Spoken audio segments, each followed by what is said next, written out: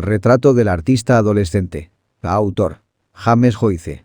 Género: novela. Subgénero: autobiografía, Kunstlerroman y aprendizaje. Ambientada en Dublín. Ciudad: Estados Unidos.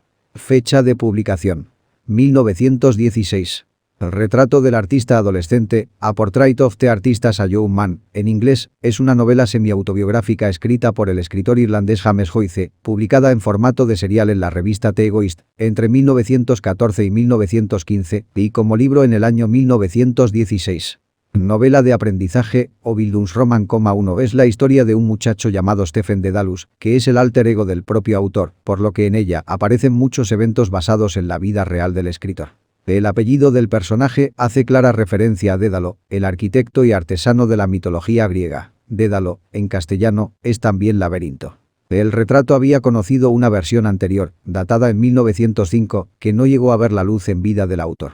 Stephen, el héroe. La obra está contada desde el punto de vista del propio Stephen, nombre que pudiera ser alusión a San Esteban, primer mártir cristiano, cuya subjetividad se va desarrollando a lo largo de 5 episodios o capítulos. La narración adopta al principio el estilo indirecto libre, similar al monólogo interior. El narrador, transmutado en personaje, aparentemente expone sus pensamientos tal cual le vienen, muchas veces al azar. Posteriormente se recurre a la clásica tercera persona narrativa. En términos generales, se retratan en la novela las luchas de un joven sensible en contra de las convenciones de la sociedad burguesa de su tiempo, en especial las católicas e irlandesas. Muy característico de la obra y del hacer de Joyce es la evolución estilística que exhibe el retrato, progresión que el autor hace coincidir con las sucesivas etapas en la vida del protagonista. Así, pasa de reflejar los balbuceos de un bebé en las primeras páginas a los depurados periodos que cierran la novela, en los cuales se explaya la peripecia interior de un universitario. Esta mezcla de estilos alcanzará su máxima expresión en Ulises, 1922, obra maestra del autor, en la cual repite protagonismo Stephen Dedalus. La Enciclopedia Británica recoge sobre esta obra que es considerada por muchos la más grande novela de aprendizaje en lengua inglesa de la historia. Resumen. La novela arranca plasmando las sensaciones de un niño pequeño en primera persona, estilo indirecto libre. Stephen Dedalus disfruta de su aún corta vida y se asombra con las muchas cosas nuevas que la misma va poniendo ante sus ojos. Le gusta sobre todo escuchar los cuentos de su padre, Simon Dedalus. Llegado el tiempo de asistir a la escuela, es matriculado en el Clongowes Road, un colegio jesuita para jóvenes de familias adineradas. Un día, durante un peligroso juego entre compañeros, Stephen es empujado a una fosa por otro alumno, lo que le ocasiona un trastorno que le hará pasar una noche en la enfermería. Allí sueña con su propia muerte y sus consecuencias, bajo la imagen de Parnell, radical personaje político irlandés de principios del siglo XX. Llega la época navideña y los alumnos tienen permiso para retornar a sus casas. La tranquilidad hogareña durante las fiestas, tratada en tono convencional, se ve interrumpida por las diferencias surgidas entre la tía de Stephen, Dante, una mujer sumamente cristiana que apoya a la iglesia, y Mr. Dedalus, quien se muestra contrario a la misma y a su influencia sobre la sociedad. De regreso en Clongowes, un día, durante la clase de latín, Fleming, compañero de clases, es castigado físicamente por el padre Dolan por desconocer la respuesta a una pregunta concreta. Stephen, quien estaba exento de las tareas por haber roto los lentes, es también castigado, siendo acusado de ocioso y mentiroso. Sus compañeros lo alientan a quejarse al rector por haberse cometido una injusticia al castigarlo sin motivo. Ante la insistencia de aquellos, enfrentándose a su vergüenza, transmite sus quejas al rector, quien las acepta parcialmente. De regreso, es ovacionado por sus compañeros. La economía familiar decae, la familia se muda a Dublín y Stephen tiene que dejar la escuela. Este cambio le acarrea mayor libertad de movimientos, ya que tiene permitido andar por las calles de la ciudad. Stephen, durante una fiesta, conoce a una niña de quien cree enamorarse, pero tras un viaje en tranvía, en el que van juntos, no se presentan mayores situaciones a pesar de las demostraciones de interés de la joven, puesto que él no se siente con valor. Stephen es matriculado en un nuevo colegio de jesuitas, el Belvedere, donde conoce a Aaron, compañero de clases con quien no tendrá una buena relación, máxime por sus diferencias en términos literarios. Transcurre el tiempo y, en un concurso literario, Stephen es elegido ganador, lo que le hace merecedor de una cierta suma de dinero, la cual gasta rápidamente en banalidades. Su crecimiento como adolescente lo lleva, inevitablemente, a los deseos carnales. Debido a su poca resistencia y a sus ganas de aplacar esas sensaciones, contrata a una prostituta, dado que la autosatisfacción ya no le resulta gratificante. La escuela, en honor al santo que veneran, organiza un retiro al que deben asistir todos los alumnos. Durante el mismo, las palabras del padre Arnall sobre el pecado y las terribles torturas infernales que acarrea cometerlo, asustan a Stephen, haciéndolo sentirse miserable, impuro y poco humano.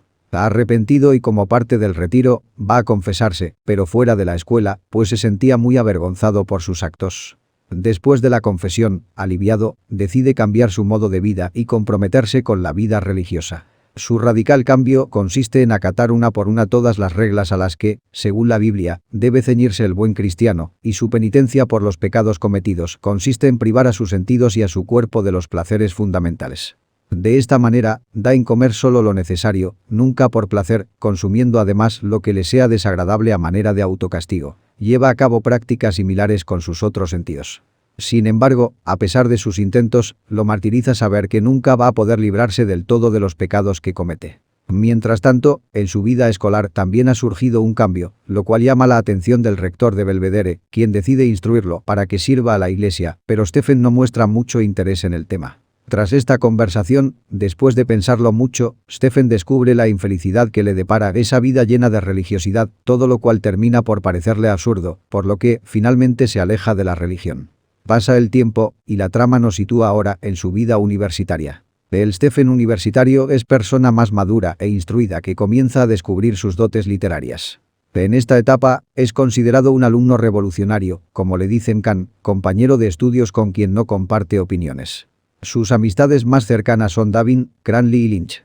El segundo será, de entre los tres, con quien mantiene mayor cercanía y confianza. Le cuenta, por ejemplo, detalles de su relación con su madre, quien desea que acepte el servicio religioso, y cómo él se niega a complacerla.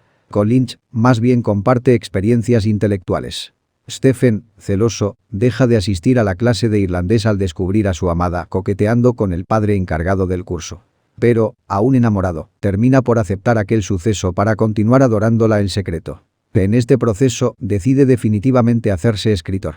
La novela culmina con unas páginas del diario de Stephen, escritas en primera persona, que recogen el proyecto de un viaje a París y la decisión de desarrollar sus facultades literarias, superando el retraimiento que lo mantenía anquilosado. Estas son las líneas finales de la obra. Abril, 26. Madre está poniendo en orden mis nuevos trajes de segunda mano. Y reza, dice, para que sea capaz de aprender, al vivir mi propia vida y lejos de mi hogar y de mis amigos, lo que es el corazón, lo que puede sentir un corazón. Amén.